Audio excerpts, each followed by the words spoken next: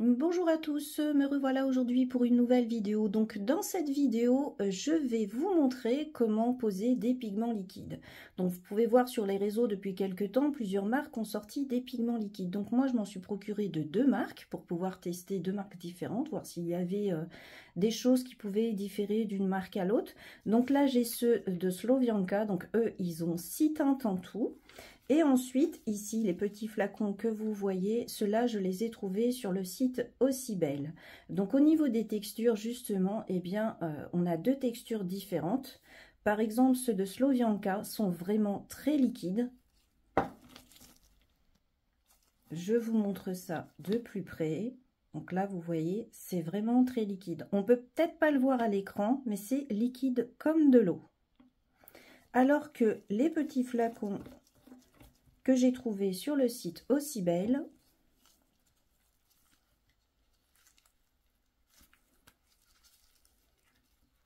eux ont une texture qui est plutôt crémeuse. D'ailleurs, vous allez voir que l'applicateur est légèrement différent. Donc au niveau de l'application des pigments, que ce soit une texture ou l'autre, je les ai testés les deux, ils s'appliquent exactement de la même façon, il n'y a pas de différence.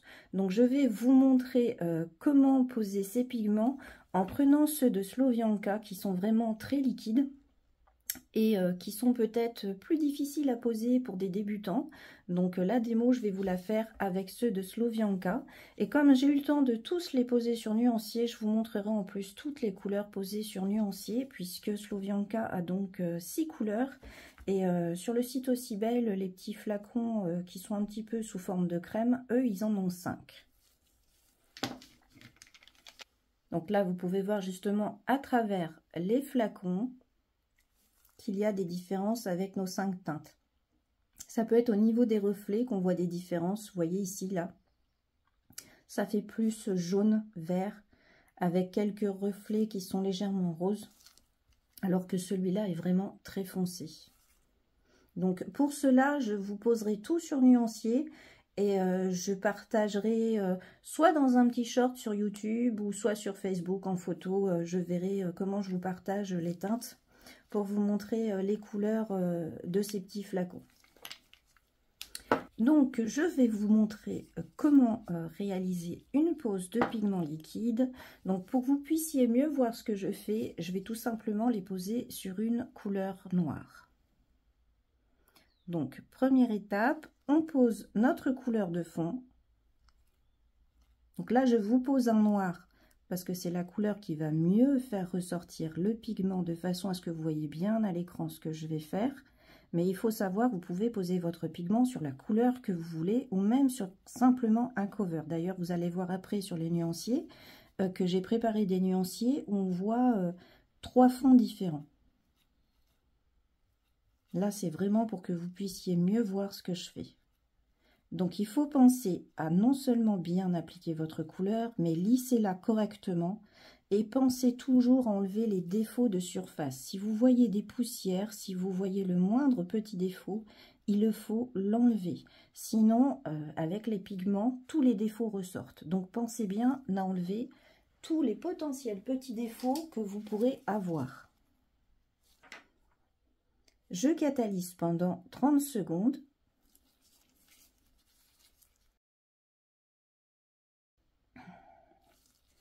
Donc pendant que c'est en train de catalyser, je vais justement en profiter pour vous montrer comment sont mes nuanciers pour pigments. Ils sont légèrement différents des nuanciers couleurs, où les couleurs, je prends simplement des nuanciers, vous voyez, simples, comme cela.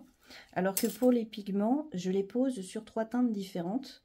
Là, sur une teinte cover, ensuite sur du blanc, et la dernière sur du noir. Ça permet d'avoir un meilleur aperçu pour justement choisir les pigments quand on est sur une teinte foncée ou claire et quand on est sur un cover. Donc, une fois que mon noir est catalysé, je pose une finition. Donc, je vous conseille de prendre une finition qui n'est pas trop fluide. Il faut une finition qui puisse se poser facilement, mais qui en même temps va pouvoir flouter les quelques défauts, si jamais il y en a, des petites poussières par exemple que vous n'auriez pas vues, des tout petits points. Donc même s'il n'y en a pas beaucoup, il en suffit d'un seul de petits points pour que ça gâche complètement la pose du pigment. Donc je conseille une finition qui est un petit peu épaisse. Là vous voyez la finition que j'ai prise, c'est celle de la marque Edco qui justement est un petit peu épaisse. Donc là je vais catalyser 30 secondes et dès que les 30 secondes seront finies, il faudra poser le pigment. Contrairement aux pigments qui sont en poudre, pour les pigments en poudre, je conseille toujours d'attendre que la finition soit refroidie. C'est la différence qu'il y a avec les pigments liquides. Puisqu'un pigment en poudre, on pose notre finition. On va la catalyser 1 minute et on va attendre que ça refroidisse avant de poser le pigment.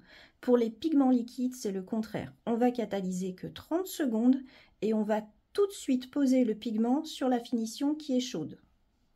Donc je catalyse.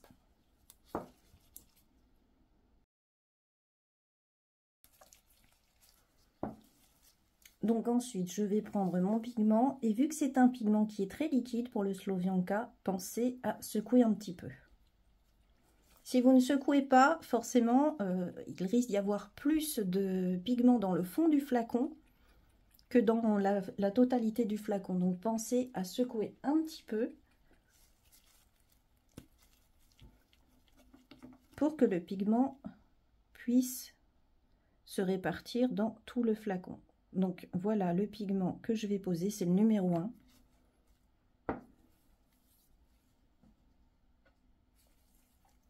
Et voilà, à peine sorti tout de suite, vous allez voir, je prends le pigment et je le pose.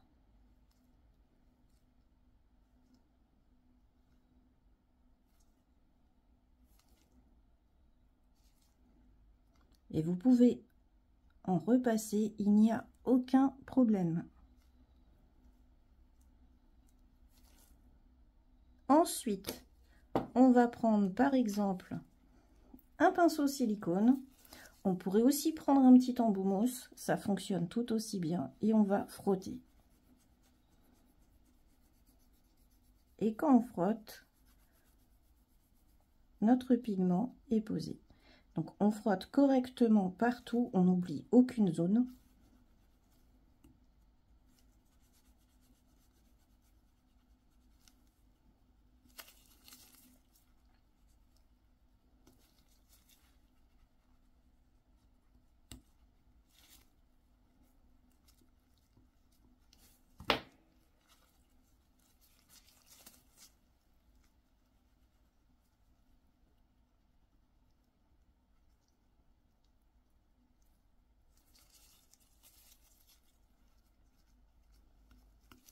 Et voilà le résultat.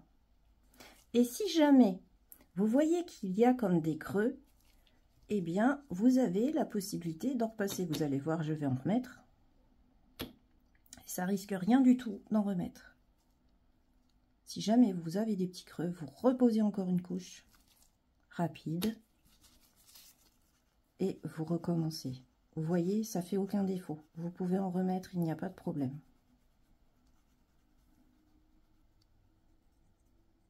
Donc la partie liquide du pigment, en fait, elle s'évapore au fur et à mesure qu'on frotte. Et il ne reste donc que le pigment qui s'accroche.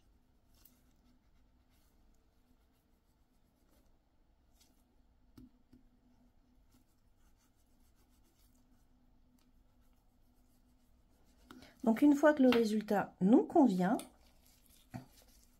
on prend un petit pinceau, on enlève le surplus des petits nacres qu'il y a en surface.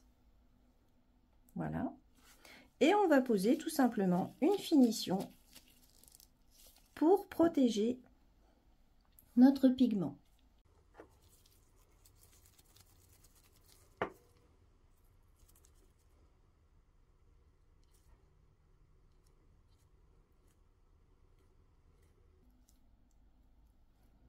Voilà.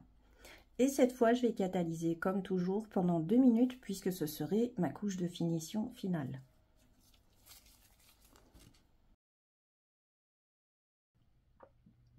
Et voilà le résultat une fois que c'est catalysé. Donc vous voyez, c'est très joli, ça revient au même que les pigments habituels qui sont sous forme de poudre libre. Là, la seule différence, c'est vraiment le côté, l'avantage de ne plus avoir de petite poudre qui va voler. Puisque que ce soit ceux qui sont très liquides comme les Slovianka ou que ce soit ceux qui sont sous forme un petit peu de crème, ça revient exactement au même. On n'a plus de poudre qui s'envole partout, qui se dépose sur le plan de travail, sur les gants, sur les vêtements. Et ça, je trouve que c'est vraiment pratique, puisque ça évite d'avoir des transferts sur d'autres poses. Donc je vais tout de suite vous montrer les 6 teintes de Slovianka. Donc la première, c'est Fuchsia Miroir. Donc c'est celle que j'ai posée pour la démo. Donc je vous ai montré vite fait le nuancier pendant que ça catalysait tout à l'heure. Donc vous voyez, on voit bien les différences entre la teinte cover, le fond blanc et le fond noir. Ensuite, la deuxième teinte, c'est Rose Miroir.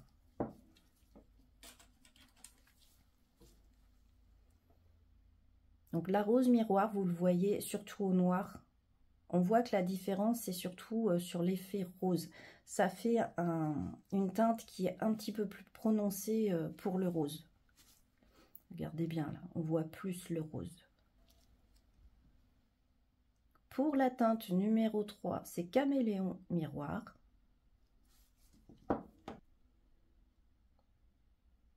Donc cette teinte-là, elle imite vraiment les teintes caméléon des pigments habituels. La quatrième, c'est Coral Miroir.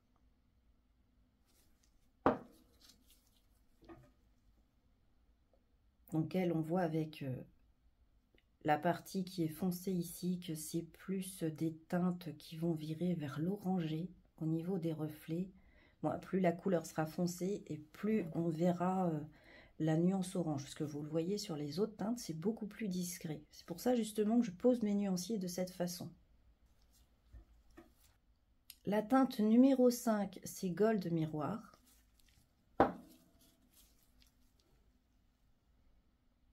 Donc là, vous voyez que les reflets donnent un effet doré. Et donc la dernière, Ampha Miroir.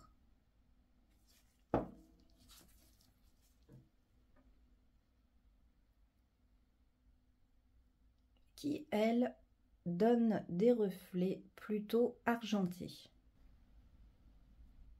Et voilà, c'est fini. J'espère que cette vidéo vous aura plu, mais surtout qu'elle vous aura aidé à utiliser ce type de pigment. Si vous avez des questions, n'hésitez pas à les poser en commentaire, j'y répondrai dès que possible, ou juste pour faire un petit coucou, ça fait toujours plaisir. Bien sûr, si vous avez aimé, n'oubliez pas de liker et de partager pour m'encourager. Et comme promis, je pose les petits pigments qui sont sous forme un petit peu crémeuse sur nuancier pour vous partager leurs teintes sur mes différents réseaux. Je vous souhaite à tous une excellente journée et vous dis à bientôt pour une nouvelle vidéo. Au revoir.